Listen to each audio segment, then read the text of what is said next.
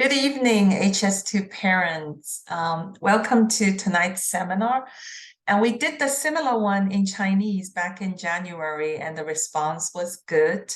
And the college financial aid is probably the most talked about topic among the parents. And it's very important that you do it right. And so it will help you financially. My name is Lou. I'm a certified college funding specialist, and focus on college financial planning and strategy is my passion. And I'm a licensed financial professional as well. And today we're going to be focusing on some important updates. And if we talk about the important updates, we had to talk about student loan forgiveness. And this is, if you never heard about this or heard about it but not sure what is this about, student loan payment actually was paused beginning in March 2020, and it got extended through June 2023. So as of now, if you have student loan or parent loan, you are not required to pay back, and that you are not accruing the interest rate for those loans. So the Biden's student loan cancellation program, it actually will allow the 10,000 to 20,000 loan forgiveness per borrowers based on your income level. So this is quite a good forgiveness program, and it will be 6 billion student loan forgiveness settlement if this happened, and it will benefit nearly 200,000 borrowers nationwide. It's now at Supreme Court. So this week is actually the week that they start the court hearing. So we don't know the result yet. But what I want to share with parents is, what does it mean to parents that with students that plan to go to university, to college? So just give you a big picture of what is the scope of this student loan. Total student loan was $187 billion back in 1995. And now in 2023, it is at $1.6 trillion high. And the public university actually costs, the cost of going to a public four-year university rose 204% since 1995. And now the average cost is $40,000 per year per student. Private university costs also rose triple digit at 163% since 1995. And that average cost now is $80,000 per year per student. So I don't know the audience, if you are mostly 11th grade parents, or if you are younger, you have younger students. In any case, the cost of college is going to go up, and it's going to go up a lot higher than the inflation rate. And that is the historical data. So this student loan forgiveness program will have impact into the future. And one thing for sure, everybody is predicting that if this passes and the student loan gets forgiven, then the tuition will definitely go up. So it's going to probably go up a lot more. Okay, when we talk about student loans, I think lots of parents that don't know much about loans. So I'm going to talk about student loan and the parent loan. And just to give you a picture of what is this loan business. The maximum student loan actually is $5,500 for the first year. I heard parents sometimes come over, talk to me saying, you know what, Lou, I don't think I should pay for my children. They should just get loan. No, your student cannot get loan, a lot of loans. The maximum they can get the first year is $5,500, and the $6,500 on the second year, and the third and the fourth year is $7,500. Student loan is a very good deal because, for one thing, the subsidized student loan has no interest. As long as you return you pay back the loan and you don't have to pay for any interest. It's subsidized. And then you also have non-subsidized student loan, but the interest rate relatively is lower.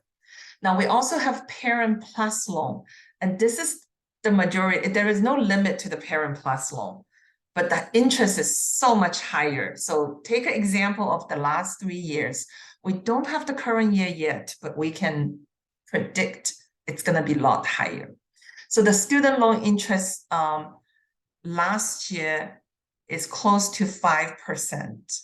And for Parent Plus loan, the interest is already 7.54%. And current senior students that going to college this year, and their student loan and a parent loan is interest rate is gonna be a lot higher. We can expect that. Pell Grant has also made some change, and the maximum Pell Grant increased to $7,395 per year. And Pell Grant is actually a federal government, it's their support of education for needed family. So historically, this is like the largest increase.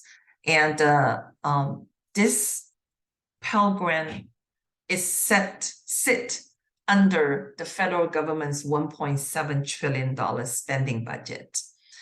And Biden administration, originally they want to propose to increase to $8,670.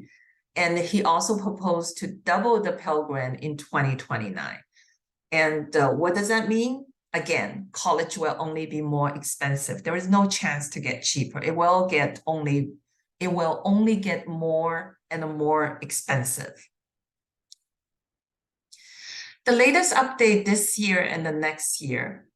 Now, for Californian students, we already seen this year is the first year we became the 7th state in the nation to now mandate FAFSA application. So you are asked to complete the FAFSA application. However, you can opt out if you don't want to do that.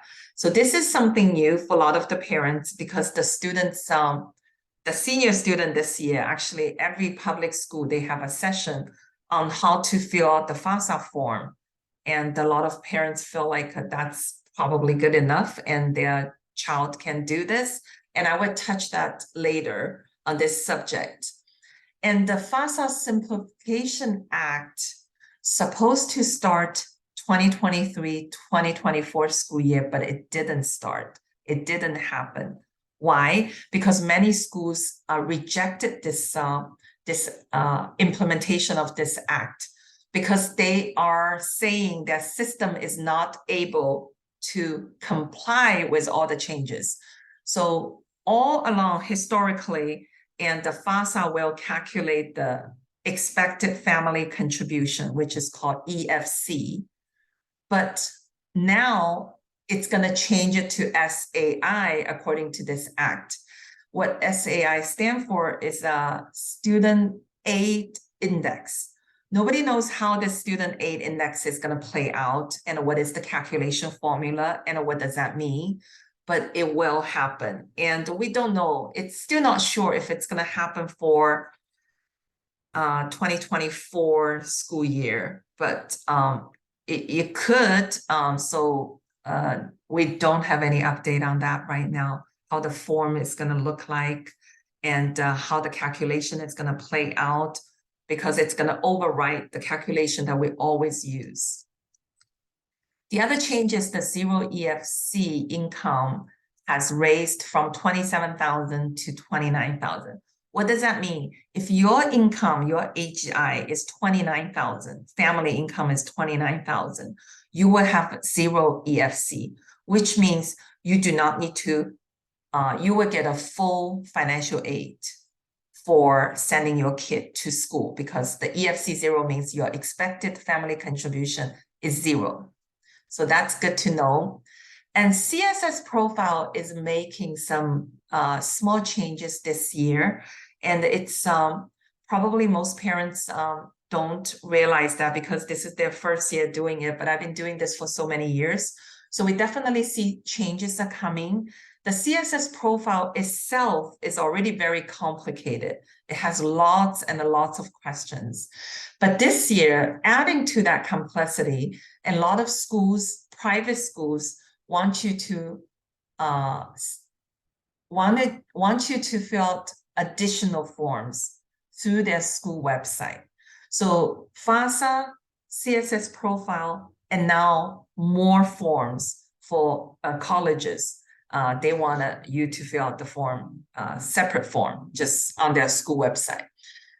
And the other thing is the CSS profile, after you complete it, we normally have to load a lot of the IDOC document.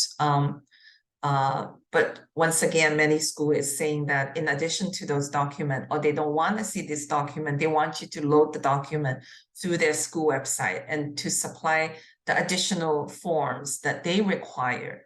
So there is so much they want to, there were a lot of things that are changing.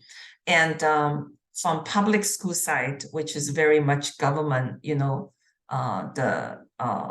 FAFSA, and then we have private CSS profile.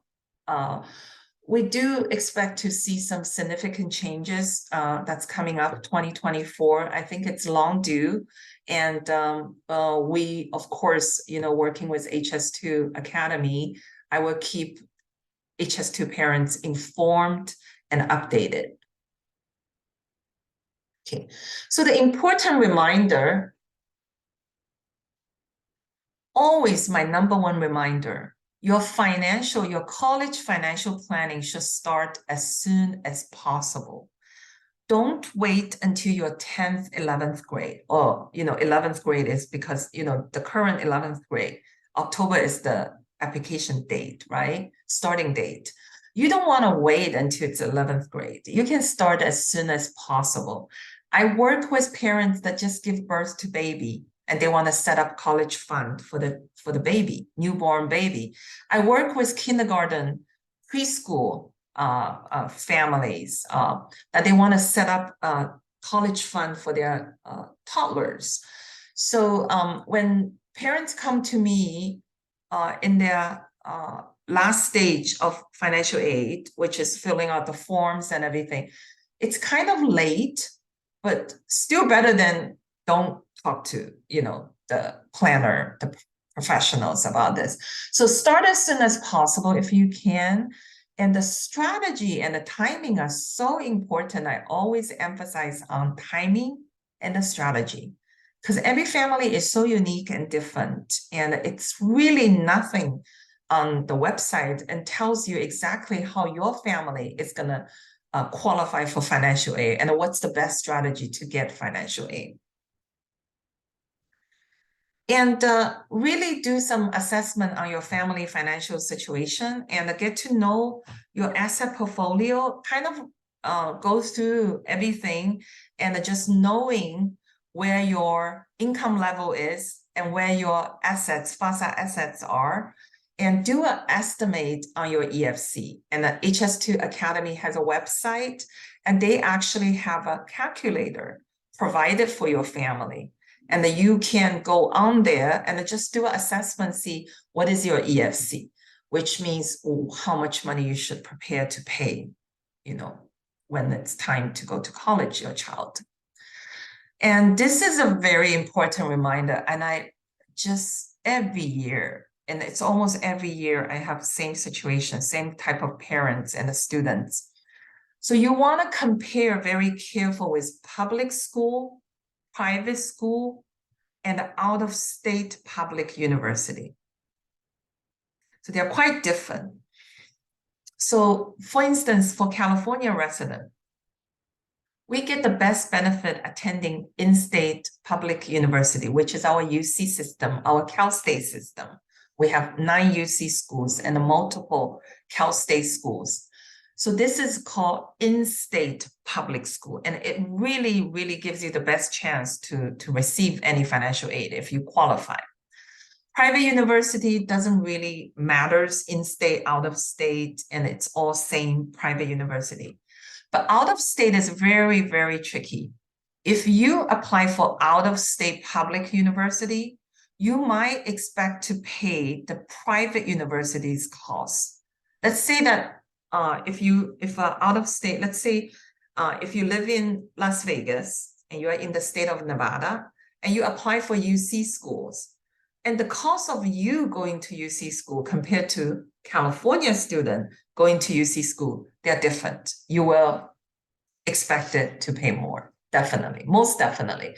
So when you apply for school, you need to keep that in mind, and you want to take that into consideration if you are price sensitive.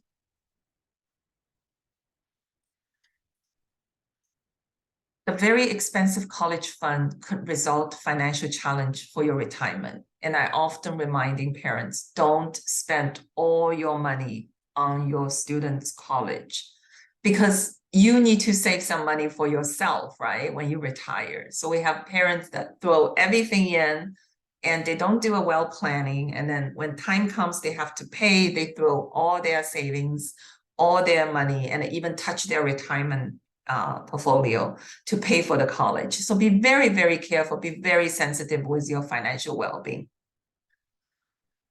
And of course, do the planning with financial professionals. And I don't want to hear parents telling me that they get their advice from some of their friend who is a piano teacher, or their friend is a hairdresser, heard this and this.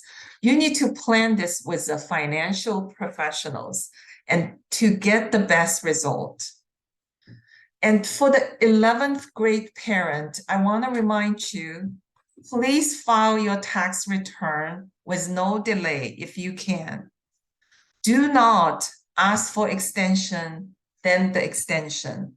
Try to do your tax this year at a timely manner and just get it done, because it's important. If you have business, get your business tax done also on time if you can, or at least before September. I would think September will be a good timeline. Just get all the tax return done and submit it. Make sure for the 11th grade parent, because it's critical. And this is going to be your tax return 1040 to estimate your income and estimate your EFC. So it's very, very critical you get it done. More about financial aid. Oh, I have so much to talk about financial aid. I want parents to really start considering financial aid now. You are 7th grade, 8th grade through 11th grade. Don't wait until October to think whether you want to apply for financial aid, yes or no. Think about it now if you want to apply for financial aid. Now, decide yes or no. Many parents still believe applying financial aid will ruin the chance of being accepted. Doesn't matter what you tell the parents, and sometimes they still believe, especially parents say, my child want to go to this school, and I don't want to ruin her or his chance, and I definitely don't care. And I say, the school really don't care. They do not care your financial. They want to know your financial aid is completed so they can estimate if you need a help or not. So here I want to once again bring this out. So be very careful.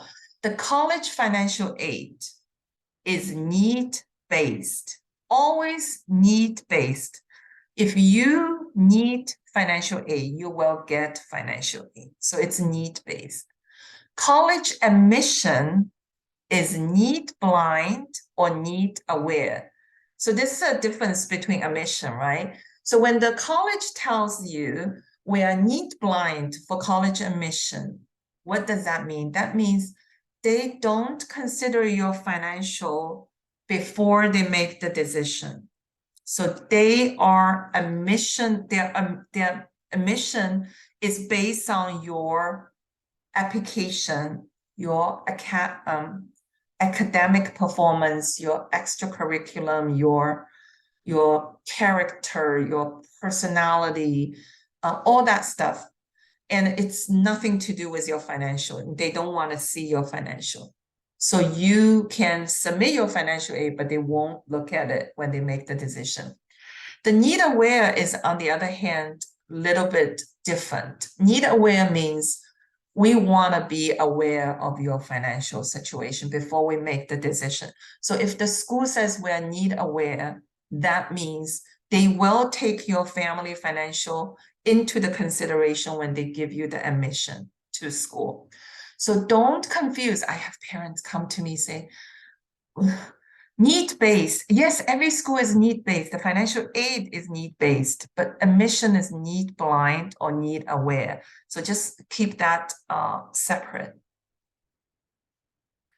This is the thing that most parents, I won't say, sometimes it's a lot of parents have that perception that my child can do the financial aid.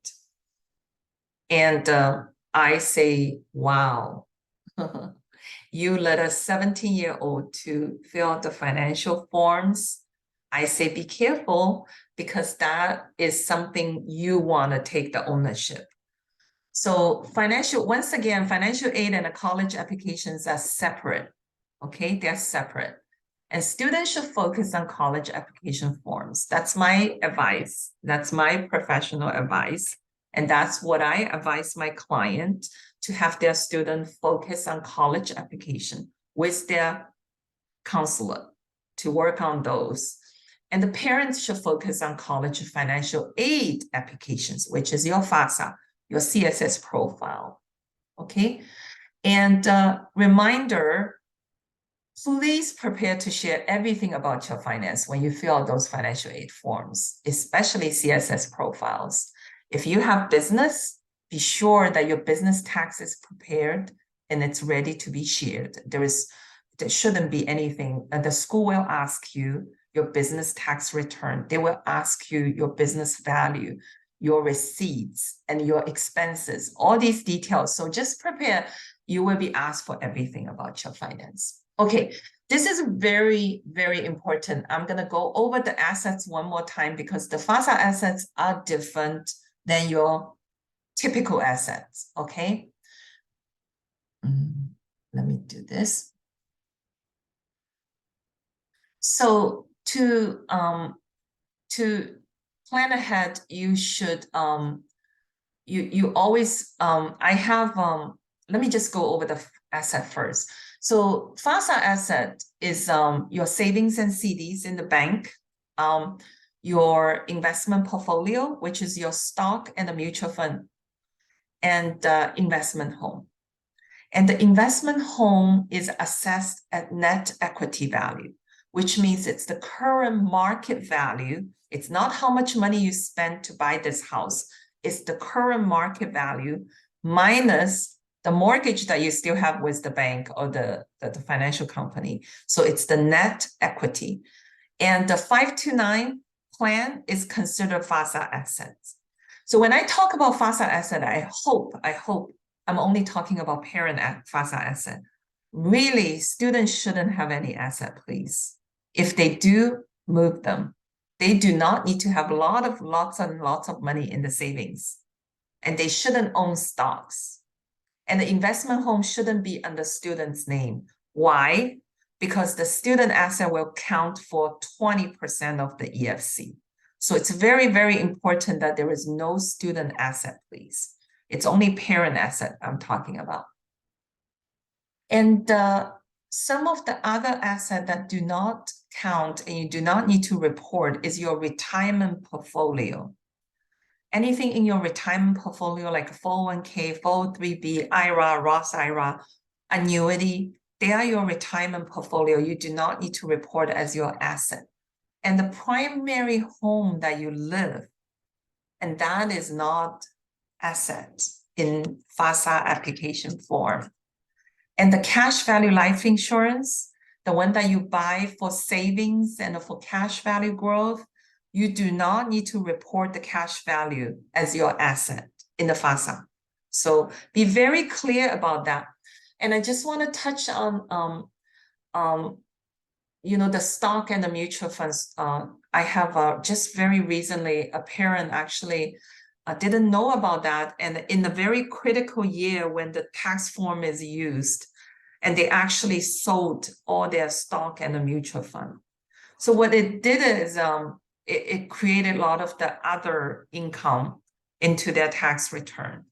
Unnecessary other income in their tax return. So be very careful when you sell, and also when do you convert your IRA to Roth IRA. Those also need to be very careful. And I will be very careful the year that is used for FAFSA income, the tax return. For instance, 11th grade, and it's year 2022. So that tax return form should be the only one that it's used to determine your income. And reduce the net equity on your investment home is another way that you can reduce your asset.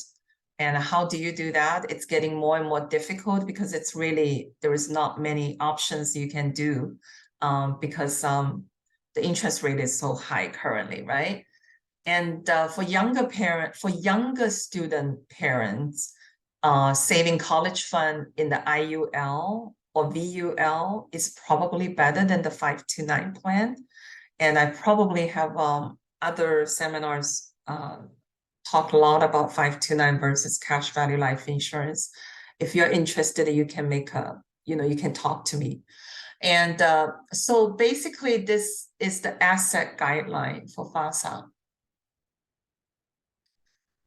And for most parents, especially if this is your first child, to understand the whole financial aid application process is quite critical, quite important. So you can prepare and you can plan ahead and see what the schedules are and know which months to do what.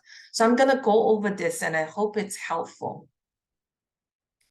So prior to October 1st, each year, and you should prepare. Like I'm probably using an 11th grade student now as an example. If you're a parent of 11th grade, and you should start prepare before October 1st. What do you prepare? So of course you work with your counselor like during the summertime, probably prepare for the college list and which school you want to apply, and whether you apply for ED or EA schools. So you want to know this ahead before October. And so you can kind of lay out your schedules, because the ED, EAs do require complete the financial aid forms in November, maybe by the end of November. Most of schools by the end of November, some November 15th this year. And also set up the account and maybe do that before October, like sometime in September. And you will need a student account and a parent account because it requires 2 signatures. So you need to set up your FAFSA account. And the CSS profile also validate the account, make sure, and it's ready. Most students already have that CSS profile account. It's the College Board account setup, so they already have that.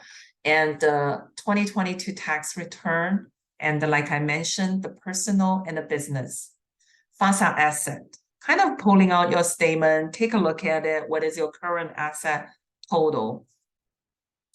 Now, October to March, this is the time that you're going to submit a lot of application forms for financial aid that include FAFSA, CSS profile, and then you also need to submit all the required additional documents, verification on your for your like a green card status, right? If you are resident, alien resident, like a alien, the registration card, so you want to have all those documents ready. And this is the time you want to sort of like prepare everything and submit. October through March. That's quite a lengthy time. And I would encourage parents, don't wait until March to submit because it's so last minute. Most people get it done before the year end or January because it's no hurry for school, but it's good that you get it done because you don't know what additional information that they need, right? So after March, you will start receiving college admission. Come along with your college admission will be your financial aid award package. It comes together most of the time. majority of the time. So you will need to receive and review them, and you're going to compare the offers. That's why it's so important to have a professional counselor to help you, because the goal is to get accepted by school.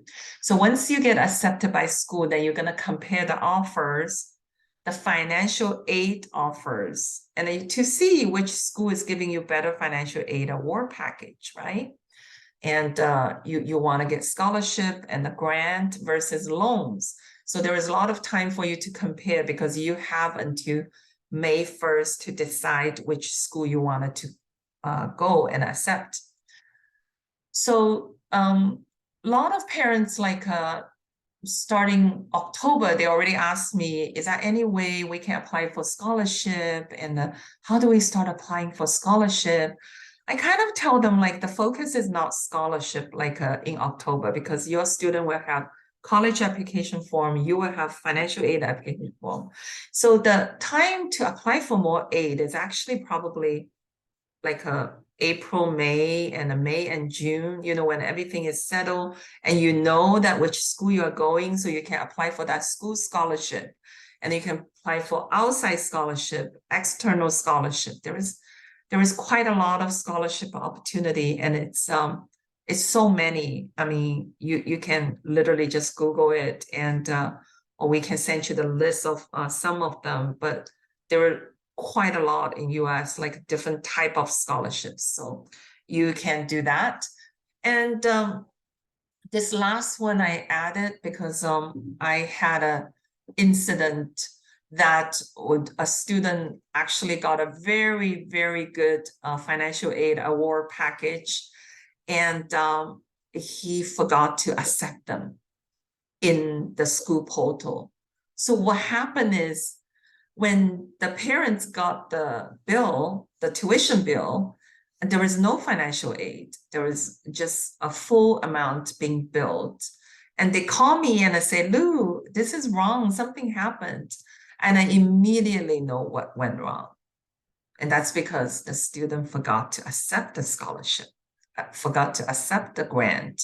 So it's very important that you remind your student, once the school is decided, you need to go to school's portal, and then you go to financial aid award, financial aid page, and then we'll have the award package, and you need to click, say, I want to accept it, or I don't want to accept it, and you just leave it there, right? So this is the process. So it walks you through from October 1st, a little bit prior to that, maybe August, September, after your summer vacation, you should start preparing. And October through March, and then May, June, and then July, August. And then, you know, the school normally starts in September, right? Okay, and this is probably my last slide. And I just want to introduce the college financial services that I provide, and then the partnership that I have with HS2. And I really enjoy working with HS2 parents. Why? Because they're good parents, and I really wanted to help. And I work with HS2 for quite a few years now, the partnership. And so we come up with this college financial service package, and you can sign up on their website. And what we do is to provide the service from the beginning to the end. So we will start having an initial consultation with the family and do a calculation and evaluation of your EFC.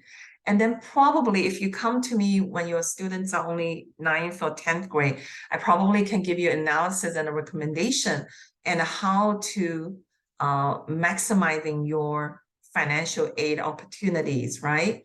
And also provide strategies. I mean, this is a good time to visit your family financial planning and how to protect your family asset. Is your asset portfolio is in the right you know, split, or is it a room to grow and to improve, and how does that relate to the financial aid process?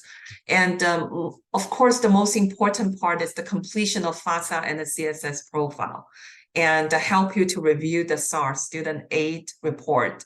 So this is probably a heavy load of work, because the forms, they do come with so many questions, and it's quite a you really need to be quite strategic to answer those questions sometimes.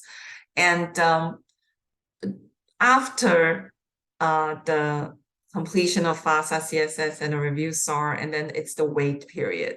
And then students start getting the offer, and then they start getting their financial aid award. And a lot of time I sit down with the parents and show me what you get, maybe 2, 3 offers, 3, 4, 5 offers, and we start evaluating each offer, say which one is the most benefit for your family and for students' preference, like just give advice. And sometimes, family financial situation changes, and that's the time I will help you to give you guidance on how to appeal. How do we go to negotiate, right? And we can do that. Provide service for literally from A to Z. Like you can just sort of have a peace of mind that this college financial aid process is taken care of by somebody professional. So this is my contact information, and I have my calendar here, and this calendar is open, and I have my calendar open, and I'm hoping that most parents will want to sit down with me, not in September, October time, because I will close my calendar that time, because I will open that calendar to the clients that needed my college financial service in October. So I open my calendar for now through June. And if you want to go ahead and take advantage of that, please make a booking with me. And I'm happy to sit down and help you. And my goal is to help you to get the maximum financial aid award and help your family to make this whole process very pleasant. And this is my presentation today. And I want to thank you for your time.